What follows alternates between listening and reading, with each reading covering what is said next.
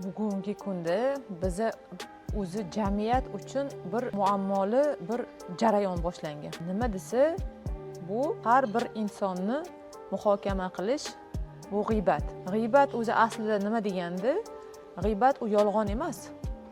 G'iybat u rost. O'sha rostdan kelib chiqib, insonlar bir-birini kamsitishni, bir-birini aybini aytishni boshlagan. To'g'ri, u qadim zamondan beri kelyapti, lekin uni atom darajada hozirgi kunda yoyilishi uchun info tarmoqlar zo'r hissa qo'shib beryapti.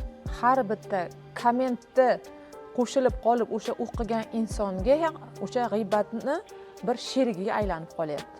G'iybat qanaqa boshlanadi? G'iybat birinchi ta'na g'iybat boshlanadi. Uzun ekan, past ekan, semiz ekan, arriq ekan, sochi uzun ekan, kalta ekan dedingizmi? Bu g'iybat. Ikkinchidan libos g'iybat.